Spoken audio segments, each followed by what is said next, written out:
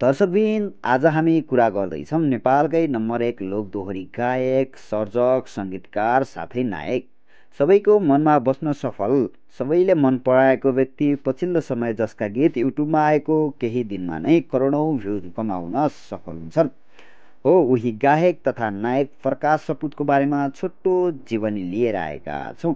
कृपया यदि तपाईँ उहाँको फ्यान हुनुहुन्छ, मनपर्छ, गीत सुन्नुहुन्छ, हेर्नुहुन्छ, उहाँको अभिनय मनपर्छ, फिल्म हेर्नुभएको छ भने कृपया यस भिडियोलाई एक लाइक र एक सेयर अवश्य गर्नुहोला। दर्शकवृन्द, यस्तै किसिमका भिडियोहरू हेर्नको लागि हाम्रो यस च्यानललाई सब्सक्राइब गरी सँगै जोडिनुहोला। दर्शकबिन, प्रकाश सपुतको जन्म 1990 सेप्टेम्बर 14 बागलुङ जिल्लाको धम्जामा बुबा बलबहादुर विश्वकर्मा र आमा बिना कुमारी विश्वकर्माको जेठो सन्तानको रूपमा जन्म भएको थियो। उनी सानैदेखि गाउँघरतिर हुने कार्यक्रममा भाग लिन्थे र गीत पनि गाउँथे।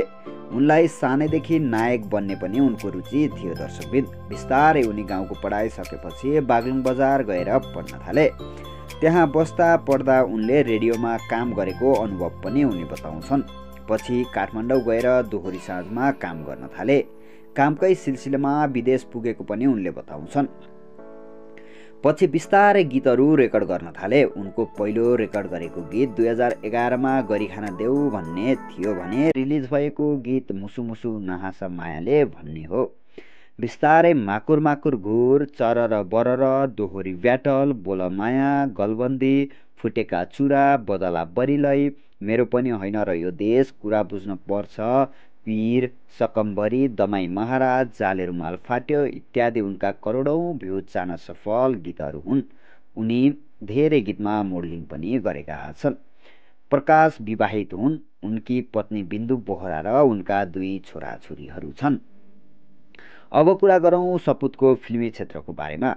उनले पहिलो फिल्म परदेशी 2मा अभिनय गरेका हुन् भने उनको दोस्रो फिल्म पूर्णबहादुरको सारनी हो, जुन फिल्म अहिलेसम्मकै सबैभन्दा धेरै पैसा कमाउने फिल्म बन्न पुगेको छ भने अब उनी आफै एउटा फिल्म निर्माण गर्दैछन्। हो, त्यो फिल्म हो बसन्त। अब हेरौँ यो फिल्म कस्तो बन्छ। हस्त दर्शकबिन, तपाईँलाई आजको भिडियो कस्तो लाग्यो? जस्तो लाग्यो त्यस्तै सल्लाह सुझाव प्रतिक्रिया दिनुहोला। यस्तै किसिमका भिडियोहरू हेर्नको लागि हाम्रो यस च्यानललाई सब्सक्राइब गरेर सँगै जोडिनुहोला। धन्यवाद।